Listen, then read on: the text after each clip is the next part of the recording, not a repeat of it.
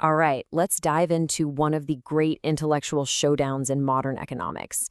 And believe me, this isn't just some dusty academic debate. No, this is a battle over the very way we understand our world, and it's shaped real-world policy for decades. We're going to break down the epic clash between the Chicago and the Austrian schools.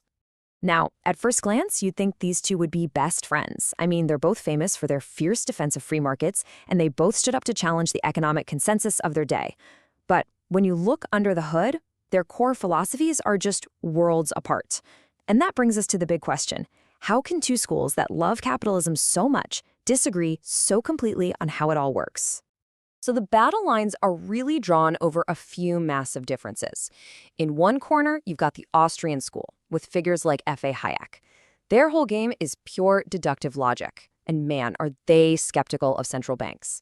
And in the other corner, you have the Chicago school, led by the legendary Milton Friedman. For them, it's all about empirical data. And they're okay with a central bank, as long as it plays by some very strict rules. So let's really dig into what that all means. Okay, first up, let's head over to Vienna. The Austrian school starts with a really interesting premise. Economics isn't like physics. You just can't run controlled experiments on an entire society, right? So instead, they argue that you can logically figure out all of economics from one single undeniable idea. And what's so cool is how all their principles just build on each other, like Lego blocks. It all kicks off with this idea of methodological individualism, which is just a fancy way of saying only individuals make choices. You know, groups don't want things, people do. From there you get subjective value, which says a diamond isn't inherently valuable. Its value is all in our heads, based on our individual needs. This logically leads to spontaneous order, the beautiful idea that markets and societies organize themselves without a master planner. And you can see now why they're so wary of central banks and complex math. They think those things totally miss the messy, unpredictable, human part of the equation. The special tool they use for all this has a pretty wild name, praxeology. Now, I know, it sounds super complicated, but the core idea is actually pretty simple. It starts with one basic truth. Humans act on purpose. We all use different means to achieve our goals. And from that one single axiom, Austrians believe they can logically deduce every law of economics, supply and demand, you name it, without ever needing to look at a spreadsheet. For them, economics is a science of logic. Okay, so now let's hop across the Atlantic to Chicago. The Chicago school's response to the Austrians is basically, that's a nice story, but show me the data. For them, if you can't test it, it's not science. Economics has to be grounded in hard, real-world evidence and statistics. So here, the whole focus shifts to what you can measure and predict. Chicago economists like Milton Friedman championed monetarism, the theory that the money supply is the biggest driver of pretty much everything in the economy. And to prove it, they lean heavily on empirical testing and mathematical models. Now, these models are often built on assumptions, like rational expectations. This data-first approach leads them to a more pragmatic view of government. They still want it to be limited, but they see a clear role for a central bank, as long as it's predictable and follows the rules. And this quote from Milton Friedman, wow, it just perfectly captures their entire philosophy. He's basically saying, look, it doesn't matter if our assumptions are perfectly realistic. Of course, people aren't perfectly rational computers. We all know that. But if a model built on that assumption gives us accurate predictions about the real world, then it's a good, useful model. For the Chicago school, the proof is in the prediction.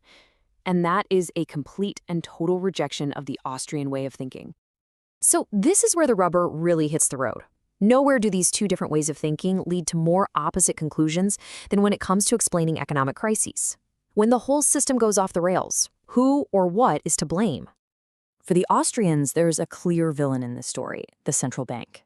Their malinvestment theory says that when a central bank pushes interest rates down artificially low, it tricks businesses into making bad investments, creating a fake boom that has to come crashing down.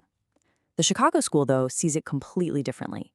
Following their monetarist ideas, they say the real catastrophe is when the money supply suddenly shrinks. As Freeman famously argued, the Great Depression only became great because the Fed totally bungled its job and let the money supply collapse. And no surprise, their solutions are polar opposites. The Austrians say, you gotta take the pain. Let the recession happen. It's like a fever that burns out the bad investments from the fake boom. And to make sure it never happens again, get rid of the central bank entirely. The Chicago school, on the other hand, advocates for putting the system on autopilot. Keep the central bank, they say, but take away its power to mess things up. Just make it follow a simple, steady rule, like growing the money supply by 3% a year, every year, no matter what. No surprises, no sudden shocks. So look, this was never just some debate club exercise. These ideas had a massive impact on the real world, shaping everything from who gets elected to the way our entire economy is run.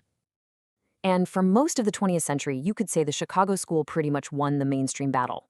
Their focus on data and testing became the gold standard in universities and directly influenced the policies of leaders like Ronald Reagan and Margaret Thatcher. The Austrian School, meanwhile, became the intellectual engine for the Libertarian movement, always on the outside but providing the sharpest and most consistent critique of the Federal Reserve and government intervention. Which brings us to today, and this is where it gets really interesting. That core tension is still there. But now there's this growing argument that for the Austrian School to really have a bigger impact, it needs to start playing Chicago's game, using more data and empirical work to back up its theories. The irony is pretty thick, right? To beat their rivals, they might have to become a little more like them. And that's a huge ongoing debate inside the free market world itself. So all of this brings us right back to our world today. This intellectual battle is more relevant than ever. I mean, as we're all dealing with inflation, crazy markets, and worries about a recession, we're asking the exact same questions. Is the problem a distorted market full of bad investments, like the Austrians would say? Or is it a badly managed money supply, like Chicago would claim? The pure logic of Vienna or the hard data of Chicago? Which one of these frameworks gives us a better map for the turbulent economic times we're living through right now?